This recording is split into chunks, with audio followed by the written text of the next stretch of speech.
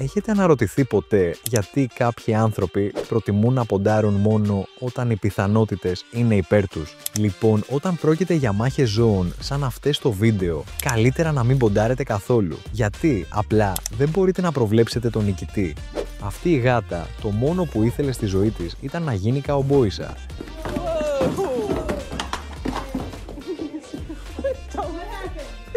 Και το γαϊδούρι, επιτέλους έβαλε τους νταΐδες στη θέση τους. Το μάθημα της ημέρας. Μην μπλέκετε με μπαμπουίνους. Ακόμα και αν νομίζετε ότι μπορείτε να τρέξετε πιο γρήγορα από αυτούς, μην το ρισκάρετε. Όσο μικρός κι αν είσαι, η δύναμη βρίσκεται στους αριθμούς.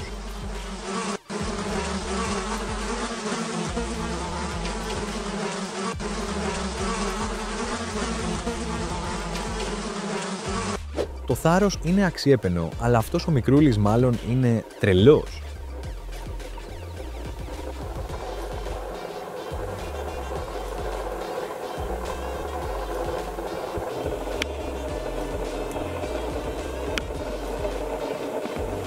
Μην υποτιμάτε ποτέ τη μαχητικότητα κάποιου με εξαιρετικά μακριά πόδια.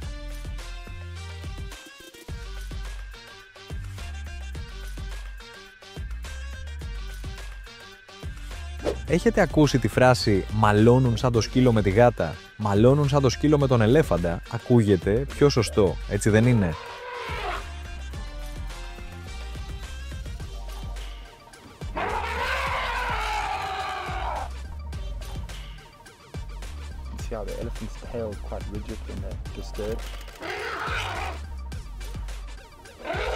Η περιέργεια σκότωσε τη γάτα. Αυτοί οι δύο έχουν ανοιχτούς λογαριασμούς.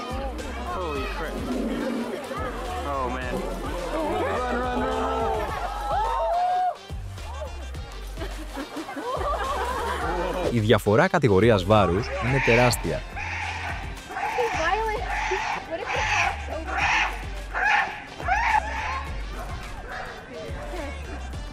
Καμιά φορά το καλύτερο που μπορείς να κάνεις είναι να τα παρατήσεις για το καλό των δοντιών σου.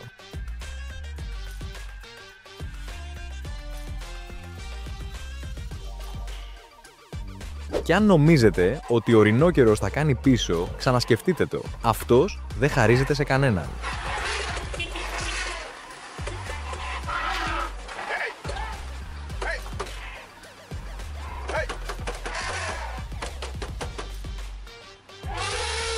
Σου το έχω ξαναπεί, το βρεγμένο ανήκει σε εσένα, το στεγνό σε εμένα.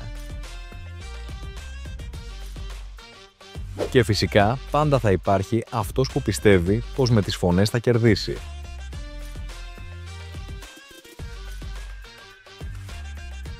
Και τώρα, λίγη καθημερινή δράση με ένα χταπόδι που τρώγεται ζωντανό.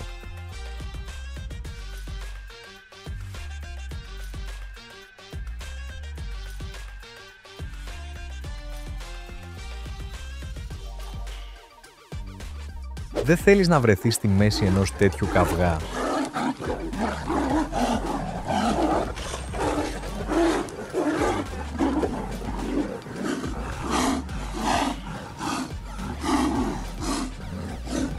Η έκπληξη ήταν σίγουρα με το μέρος αυτού του μικρού τύπου.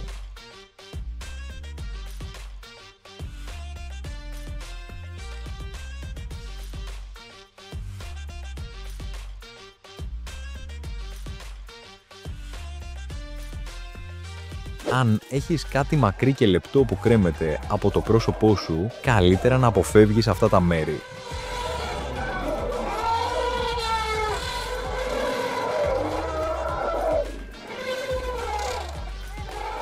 Όταν τα λιοντάρια παίζουν κυνηγητό με βουβάλια, το μόνο σίγουρο είναι ότι κάποιος θα πληρώσει το τίμημα.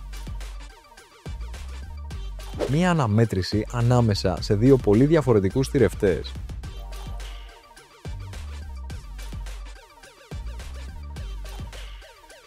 Ο ρινόκερος μπορεί να έχει παχύ δέρμα, αλλά μια γερή κλωτσιά τη νιώθει κι αυτός.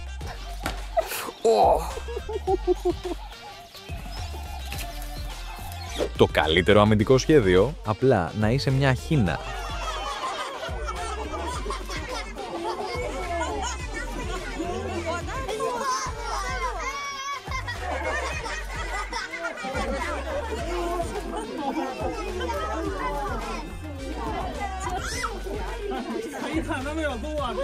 Ο ένας βασιλιάς της ζούγκλας, ο άλλος κυρίαρχος του νερού.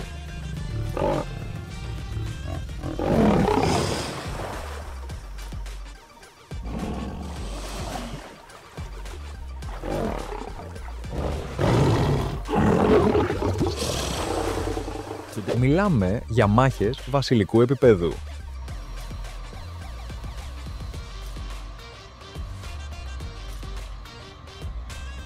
Answer.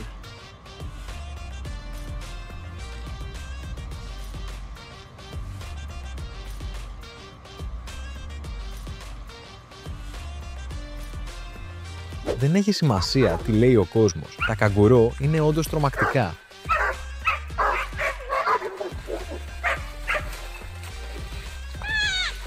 Οι αγελάδες δεν φημίζονται για την επιθετικότητά τους.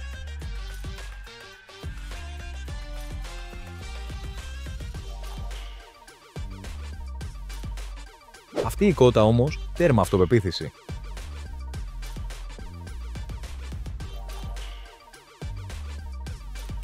Η πιο θαραλέα πάπια στον κόσμο κάνει την εμφάνισή της.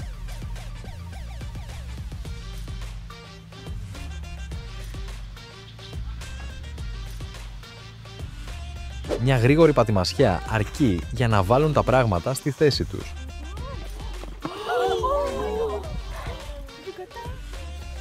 Μαθήματα για το πώς να εκνευρίσεις ένα γλάρο.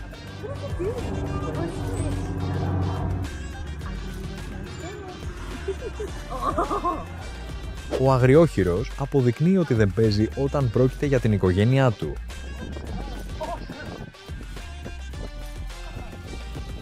Αν νομίζεις πως ο ρινόκερος δεν φοβάται τον ιπποπόταμο, κάνεις λάθος.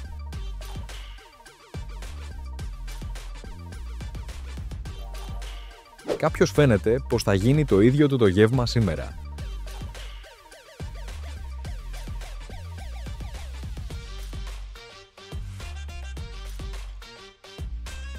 Ο αλεπούδινος καυγάς συνεχίζεται ενώ η γάτα παραμένει απόλυτα χαλαρή.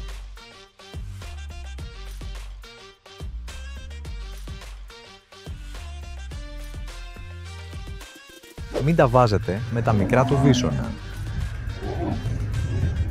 Άλλη μια απόδειξη πως οι γάτες είναι αληθινά σκληρές.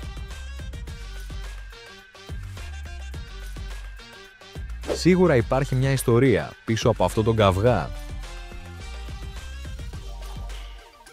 Το μέγεθος δεν έχει σημασία όταν είσαι χίνα.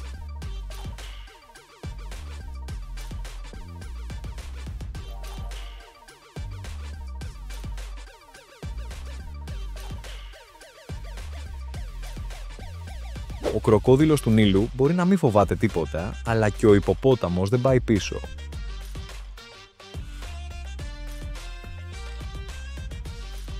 Αυτή η ζούγκλα δεν χωράει και τους δύο.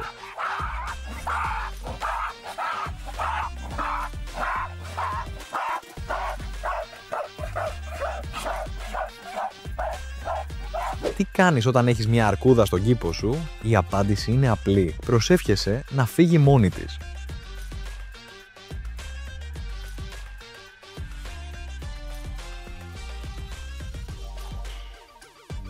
Επιτέλους βρήκαμε κάτι που φοβούνται οι γάτες, εκτός από τα αγκούρια.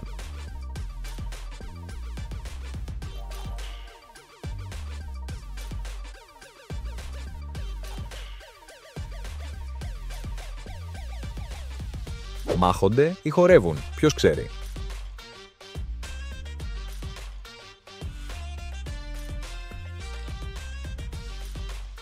Αν έχεις συναντήσει ποτέ επιθετική χίνα, ξέρεις ακριβώς πώς νιώθει αυτός ο γορίλας.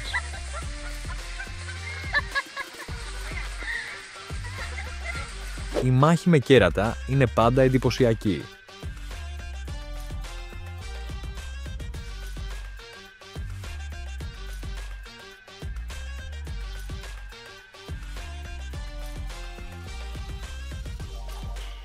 Αυτό το άλογο, μάλλον, δεν είναι φτιαγμένο για μάχες.